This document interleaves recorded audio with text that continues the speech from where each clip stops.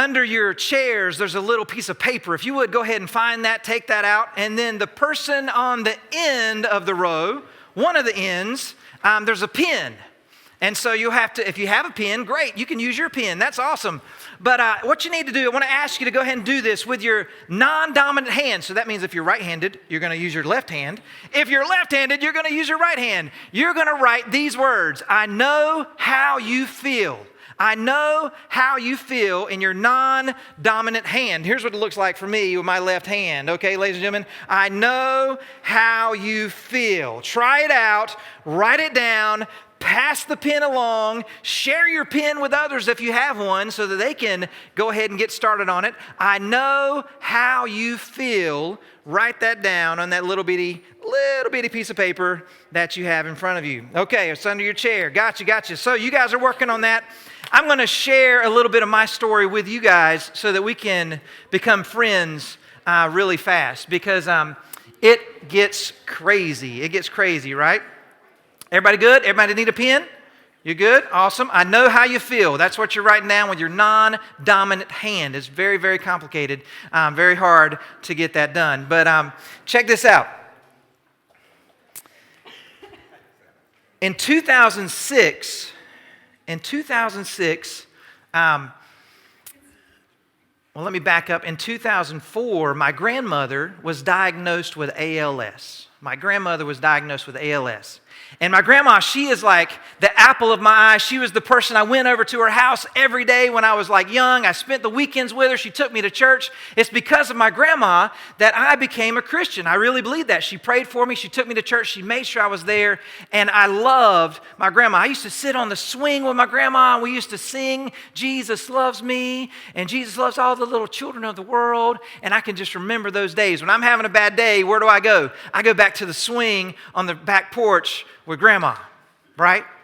And so in 2004, when my grandma was diagnosed with ALS, it was like, this can't be happening. What in the world is going on? Like, this is not right with the world. But I saw my grandma.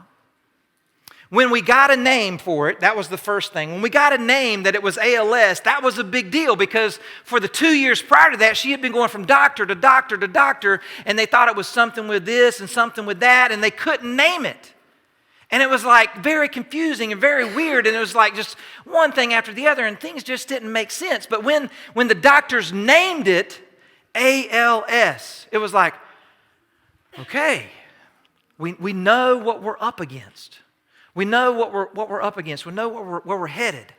And so that was the very first step. But then not only did she have to name it, she had to embrace it, right? I mean, this was like something I can't change. I can't fix this. I'm not going to just get better if things don't, unless the Lord does a miracle.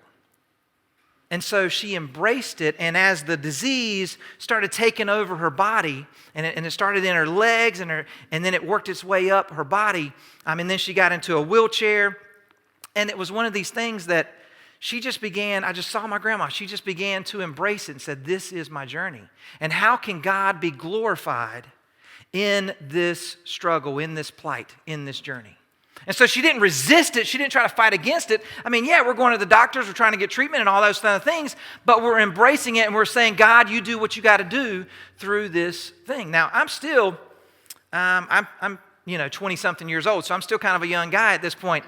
And I'm not fully understanding everything that's going on, but my grandma, who's wise beyond her years, she's walking through this journey, and she's dealing with this disease. And then not only does she embrace it, but she also shares the journey with others. She invited other people into the journey, because you know how some people, when things like that happen, they try to build walls, they try to build barriers. They say, I don't want any help, I don't need any help, I can do this by myself, I can go to the doctor, da-da-da-da-da-da. But this kind of disease, it just, as it takes over your body, you need people to help you, but you have that choice to resist it. She didn't do that. She didn't resist it. She shared it. She allowed people to fix meals for her family. She allowed the church to come over and build a ramp for her front porch. She allowed people into her lives to pray for her and to come sit with her and to come be with her when my grandpa had to still go to work. And so she allowed people to share the journey with her. And then, now we're fast forwarding to 2006 because one of her prayers was that, Jesus, if it's all possible, would you allow me to live long enough so that my husband, my grandpa, could turn, I think, 65 years old. And when he turned 65 years old, then he would be able to have her insurance for the rest of his life. So they're not very old, right? They're really young. And you know the day that she died? January 3rd, 2006, was my grandfather's 65th birthday. God honored her prayer, and He honored her heart, and she lived all the way up, and she was in a coma and unconscious for the whole last week of her life. She was on hospice, but she was there in her bed, and I actually had the privilege and the honor to be by her bedside and to hold her hand as she was passing from this life to the next. And I was able to experience something I never experienced before in my life. Up to that point was this overwhelming peace. This peace that surpasses understanding. I'm sure you know what I'm talking about. I'm sure you've experienced this too. But in the midst of this storm, in the midst of this problem, this mess, this heaviness, death, grief, I'm losing my grandma. There's peace. And I'm speaking at her funeral, and all through this moment, I'm walking through these days, and I'm like, Lord, you are with me. You are with me. Your rod and your staff, they comfort me. And those words weren't just like words in the Bible from Psalm 23. Those words became life. Those words became real, and I felt the presence of the Lord unlike I had ever felt before until that point. Do you know how I feel? Do you know what I'm talking about? I think you do. And so to have an experience of solidarity, I want to invite you to just, if you have experienced the loss and the death of a loved one this year, I just want to invite you to hold your card up. Hold your card up. If you've experienced the death and the loss of a loved one this year, just hold your card up. I know how you feel. Okay. If you have a family member or a loved one who has experienced cancer or ALS or another type of disease that has just stricken their body, just raise your card. At any point in your life, not just this year, but any point in your life, I know how you feel, right? If you have a family member or loved one who has suffered the consequences of an addiction, any kind of addiction, just raise your card. Now take a moment, look around. If you've ever stared at a stack of bills, and you're like, how in the world? And raise both hands. Hey, and if you're not raising your hand, can you pull out your checkbook and raise your check up, okay? Raise your check up if you're not raising your hand right now. All right? All right? So today I want us to understand that King Jesus is holding up his card with us. King Jesus is holding up his card with us because King Jesus came to this earth. He experienced everything that we're experiencing and much, much more, as we've read in Hebrews. When he experienced death on the cross and all the suffering and the pain and the humiliation and the embarrassment and everything, when Jesus is on the cross, he is saying, I know how you feel. I know how you feel. And because Jesus did that, because Jesus lived the perfect life and died in our place and was raised from the dead and is now seated at the right hand of God the Father, because that is true, we are not alone. We are not alone in our suffering and our pain and our mess. We are not alone. But isn't that the lie that Satan tries to tell us? over and over and over and over again. When we're going through these trials, when we're going through these tests, and we're going through these difficult seasons, He keeps whispering in your heart, you're all alone. You're by yourself. Nobody can help you.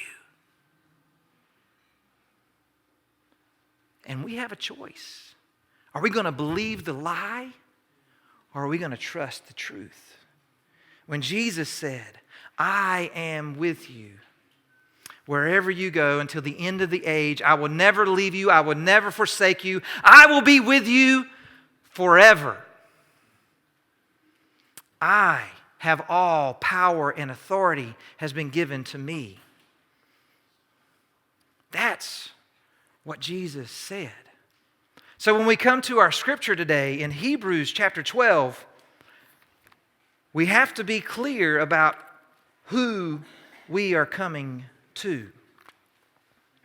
So this is Hebrews chapter 12, and I'm going to start with verse 22. Hopefully you can read that. If you can't, listen up. Here we go. But you have come to Mount Zion, and to the city of the living God, the heavenly Jerusalem, and to insurmountable angels in festival gathering, and to the assembly of the firstborn who are enrolled in heaven, and to God, the judge of all, and to the spirits of the righteous made perfect. Verse 24, and to Jesus, the mediator of a new covenant. And then skip down to verse 28. Therefore, since we are receiving a kingdom that cannot be shaken, let us give thanks, by which we offer to God an acceptable worship with reverence and awe. This is the word of the Lord for the people of God. Thanks be to God.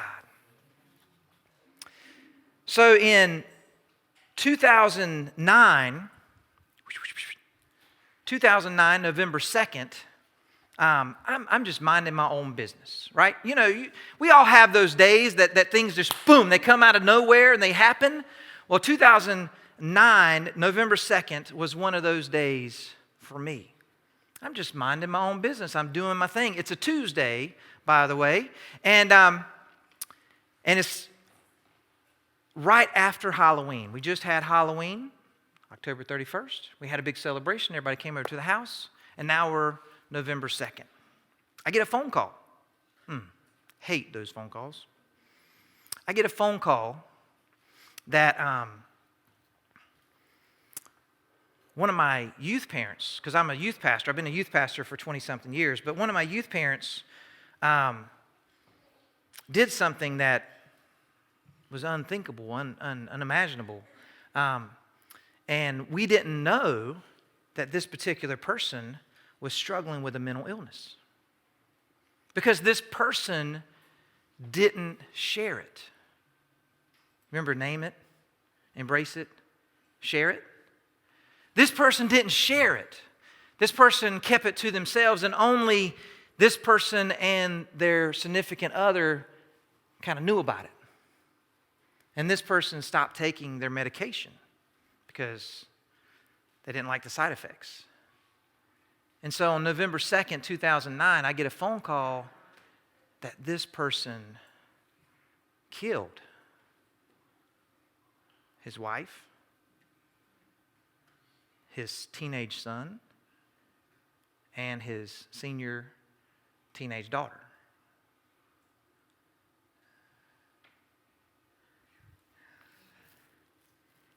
That's heavy. I don't know what you do when you hear that kind of news. I don't know what you feel. But my heart is still broken, and it's 10 years later. And I get that phone call. And I mean, this is a family that I know and that I love and that I've been on mission trips with. And I mean, we've done life together. I had no idea he was struggling with this mental illness. So what we're talking about, guys, is serious stuff. It's not just pie in the sky. It's not just, hey, just let's come to church and let's embrace it, let's name it, let's share it. No, this is life and death kind of stuff. We're in community together. We're in life together. We need to share what we got going on so that we can help one another. So the next couple days, like immediately, we get with the family that night, and as you can imagine, I mean, everything's just in chaos. It's still kind of a blur for me, really. But the very next day, we had prayer breakfast on the calendar, and over 120 teenagers show up at 7 a.m. in the morning to pray. That night, we have a prayer vigil, and over 1,000 people show up for a prayer vigil. And then the funeral happens, and it's on the news and blah, blah, blah, blah, blah, and all that kind of stuff. But it's just surreal. But why am I telling you this story?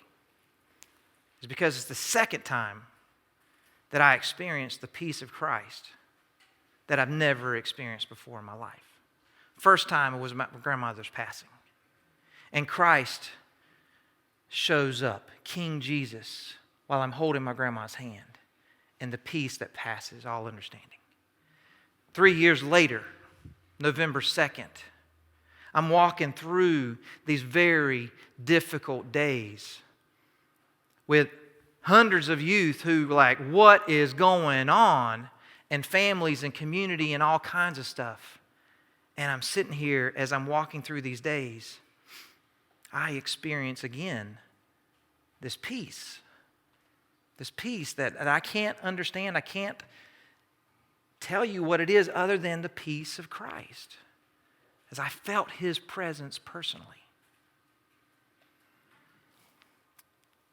So have you had an experience where you felt the peace of Christ in the midst of your storm, in the midst of your valley, in the midst of your tragedy, in the midst of your difficultest days, in the midst of whatever you've got going on? Have you ever experienced the peace of Christ? Simply raise your card. I know how you feel. I know how you feel.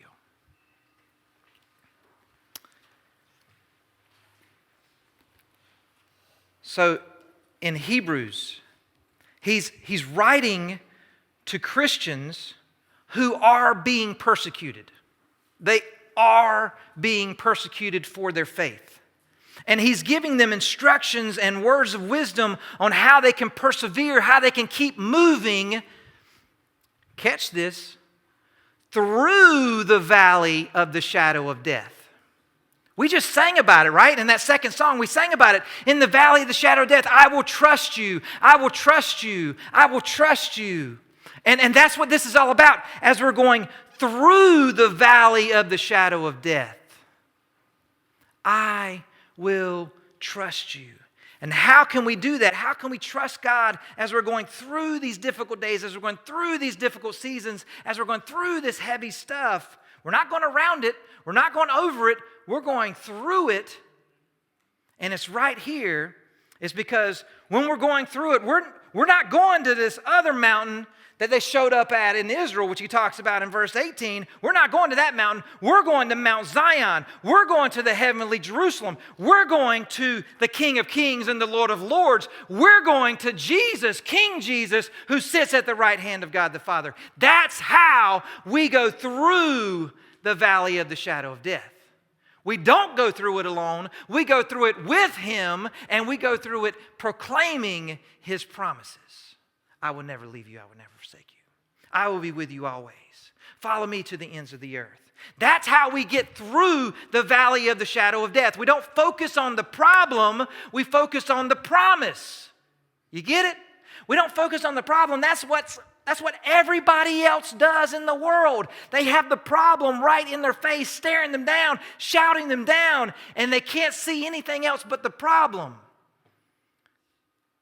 But at some point, somehow, some way, Our eyes as everyday missionaries have to take our eyes off of the problem, and we have to turn our eyes to Jesus, the author and perfecter of our faith. Remember, that's our memory verse back at the beginning of Hebrews chapter 1. Therefore, since we are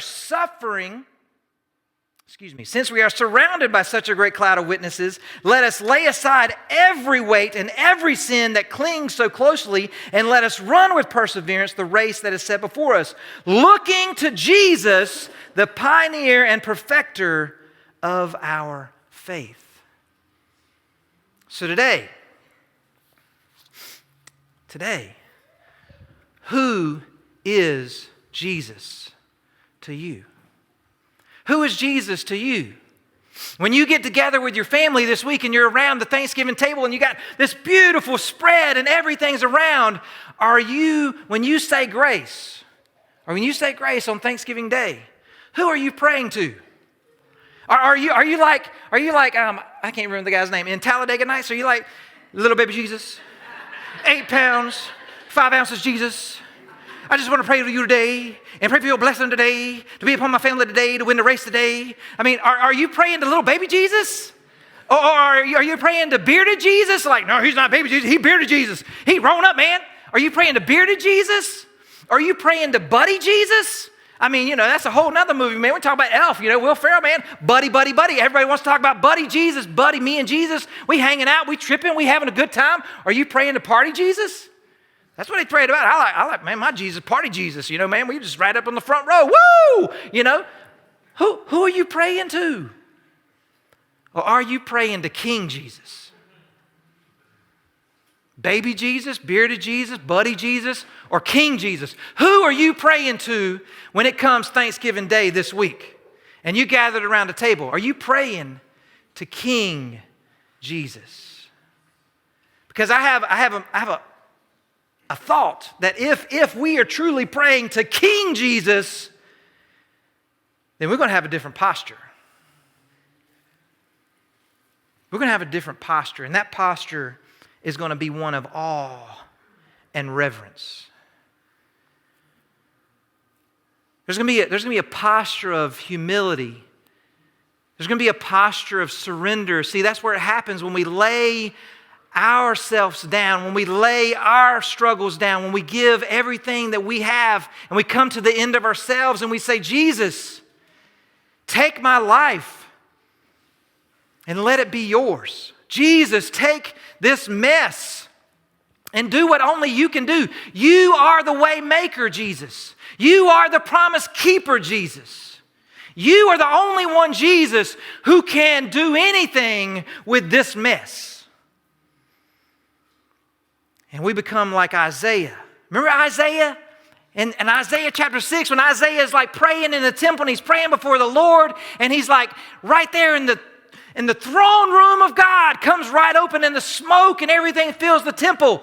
And what does Isaiah do? Isaiah doesn't go, woo, yeah. No, Isaiah, man, he gets down. He gets down. And he says, woe is me.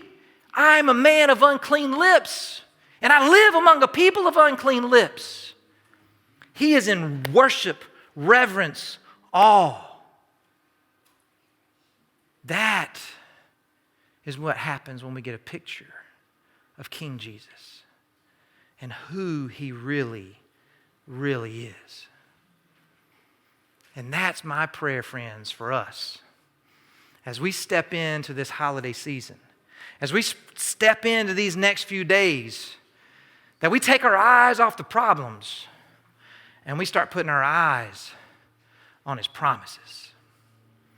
And we hear those promises loud and clear. I am with you. I will never forsake you. I will be with you always to the end of the earth. And we hear Jesus saying loud and clear, I know how you feel. I know how you feel. So that's the invitation, is to worship him in reverence and in awe, just like it says in verse 28. To see Jesus for who he really is and to worship him in reverence and awe. When you come around that table this week, and you're saying your Thanksgiving prayers, worship Him in reverence and in awe.